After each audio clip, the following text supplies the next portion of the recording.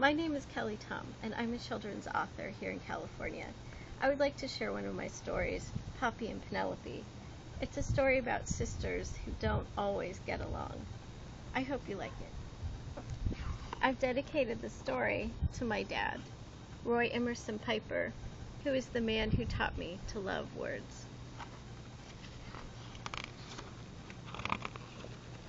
What Poppy wanted was more room and less sister. What she got was half of a room and one whole sister. The ribbon dividing their room was Mom's idea because she had had enough. The ribbon was Penelope's idea because she liked ribbon. The orange was Poppy's idea because poppies were orange, of course.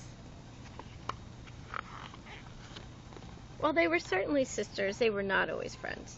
Poppy talked when she was jinxed, and Penelope was stingy with balloons. And they were not always alike. Penelope liked that kite rhymed with flight. Poppy, though, let all the butterflies go by. She longed to be safe on the ground. Roots around her, steady as hands. Penelope was always looking up. Poppy was always looking out. Breakfast time was question time. Poppy started. "Guess what? I can jump over the dog!" Penelope thought this wasn't a very good question. Mother and Father thought they had never seen a dog run so fast. But out the door Sprockets ran, all of him a furry blur, and Penelope put out a tricky foot. Then came the next question. "Is the ambulance on its way?" The next day, Sprockets didn't come home. Penelope ignored Poppy, and Poppy ignored her back. Today, the room belonged to Penelope. But the day was gray, the day was cold, the day was lonely. It was an empty echo with no sister there. It was rather more than she could bear. Poppy's thoughts rumpled as she tried to sleep, reminding her of how Mother had asked her to apologize. But apologize was such a long word. Then she thought of the note she had written to Penelope, the one she hadn't given to her. In the drawer it would stay. Instead, she said out loud to the dark form in the bed next to her, "Penelope, I love you, even when I don't like you." Penelope stopped pretending to sleep and smiled. "I'm sorry, you are mean." Today the kitchen was quiet of questions.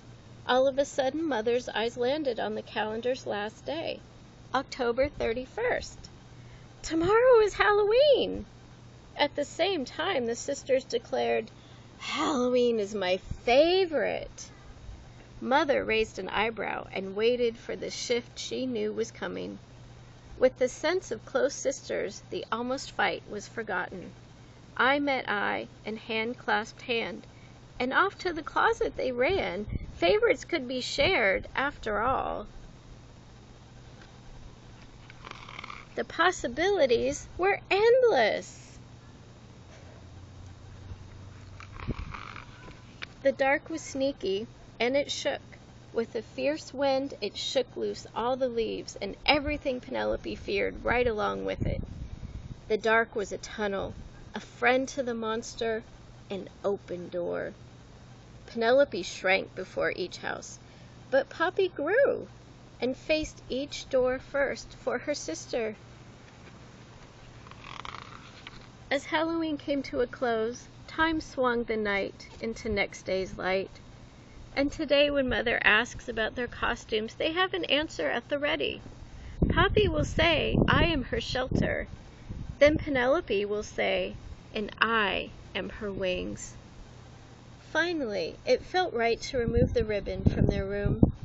Each felt more than lucky to have a sister and a friend in arm's reach, no matter where they were.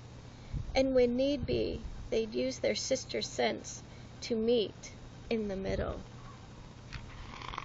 The end. Thank you for listening to Poppy and Penelope. Once again, I'm Kelley Tom, and you can find my books, this and others, on my website in my Etsy store, Word Nest. Thank you.